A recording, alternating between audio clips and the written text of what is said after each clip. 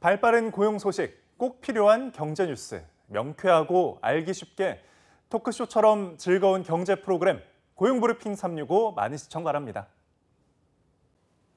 뉴스 속 경제 이슈는 더 쉽고 깊게, 최신 고용 동향은 더 빠르게 전해드리는 고용브리핑 365 시간입니다. 박상률 기자와 함께하겠습니다. 어서 오세요. 네, 안녕하십니까. 자, 오늘은 어떤 이슈 준비하셨나요? 간단하게 예. 택시 정말 안 잡힙니다, 요즘. 예. 안 잡혀도 너무 안 잡힙니다. 최근에 뭐 아침에 출근할 때 또 저녁에 약주 한잔 하시고 집에 갈 때 아마 어플 있죠. 뭐 카카오 택시나 뭐 티머니 택시나 안 잡힐 거고요. 또 빈 차 있다고 해서 좀 한번 기다려 볼까? 빈 차도 안 오고요. 빈 차라고 또 가봤더니 저는 안 간다라고 하고요. 하소연이 너무 많습니다. 화가 날 지경이거든요. 예. 여기저기서 좀 힘듭니다. 자, 이렇게 택시 잡기가 왜 힘들어졌느냐? 단순히 이게 승차 거부의 문제냐? 또 그것도 아니거든요. 그 많던 택시가 아예 안 보이는 게 되게 많습니다. 왜 이럴까요? 알아보시죠. 오늘 이슈픽에서 다뤄보겠습니다. 네, 특히 위드 코로나가 시행된 이후에 밤 중에 택시가 더 잡기 어려워진 상황이거든요. 야간 근무자들도 지금 퇴근할 때 택시가 안 잡혀서 뭐 나이트 버스 타고 혹은 그냥 포기를 하고 걸어간다고 하더라고요. 이 택시 어플 같은 거 뭐 2개, 3개 동시에 막 쓰시는 분들 계실 거예요. 심지어는 그 카카오 택시에 비싸게 돈 줘야만 부를 수 있는 그런 택시들이 있거든요. 예, 있죠. 좀 큰 사이즈. 시민 입장에서는 좀 화가 나기도 하는데 네, 검은 거. 2배 가까이 비싼 그런 것들. 예. 그래도 잡기 힘든 게 마찬가지입니다. 그래서 뒤늦게 지금 대중교통 이용을 한다 뭐 이런 분도 많은데요. 지난달부터 서울시가 밤 9시에서 다음 날 새벽 4시까지 개인 택시 3부제 운영을 해제를 했습니다. 법인 택시와 달리 서울의 개인 택시 같은 경우는 이틀을 근무를 하면 하루는 의무적으로 쉬어야 합니다. 예. 택시 노동자들의 어떤 건강을 위한 그런 조치인데 이걸 일시적으로 해제를 한 겁니다. 이렇게 되면 그 해당 시간대에 한 2,000대 정도의 택시가 추가로 영업을 할 수 있다는, 아주 산술적으로만 계산하면 그렇게 된다는 기대감을 좀 나타내고는 있습니다. 예.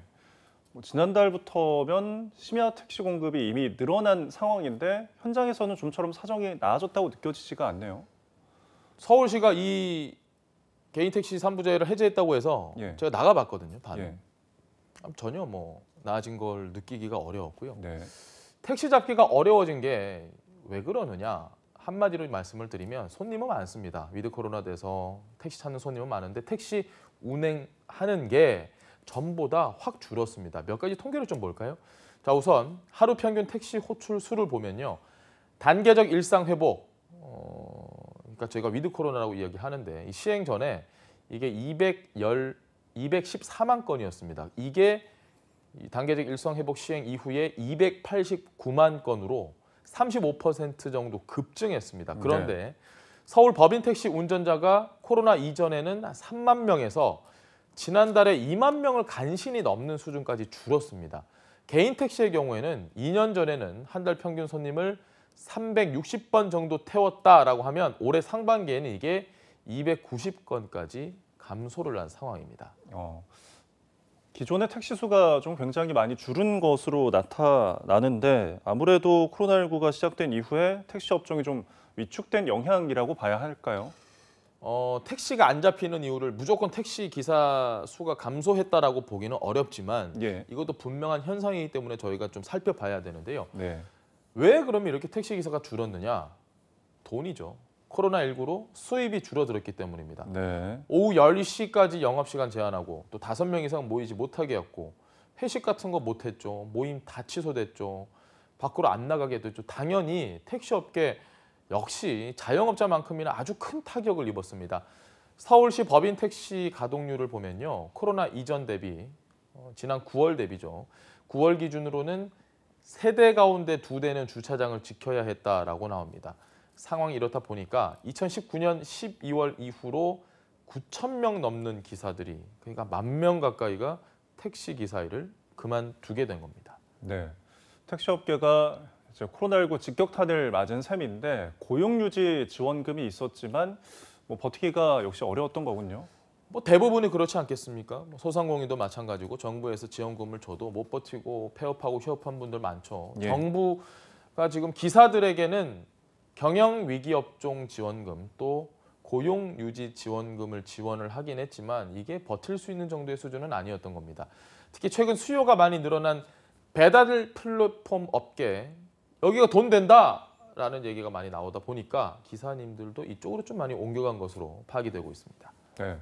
자, 이런 상황에서 위드 코로나 일상 회복을 계기로 택시 수요가 갑자기 폭발하자 이제 택시 대란이 빚어진 상황인데요. 다시 택시를 늘릴 방안은 없는 걸까요? 계속해서 원인이 돈이라고 제가 말씀을 드리고 있지 않습니까? 네. 현장에서는 택시 기사를 다시 데려올 유인책이 없다라고 얘기를 하는데요. 이게 뭐 때문에 그러느냐? 돈이죠. 법인 택시 기사가 회사에 내야 하는 일종의 이 차량 이용료죠. 산업금 때문입니다. 네. 택시 기사님들 만나면 말씀 많이 하시잖아요. 예. 저 아직 한 2, 3만 원 못 맞췄다. 좀 있으면 영업이 끝날 시간인데 내 돈으로 메꿔야 된다. 코로나19 이전부터 이 산업금 관행으로 기사를 뽑는데 아주 어려움이 많았는데 이게 예. 지금도 여전하기 때문입니다. 산업금이라는 지금 단어를 오랜만에 듣는 것 같은데 이게 네. 법적으로 폐지되지 않았습니까?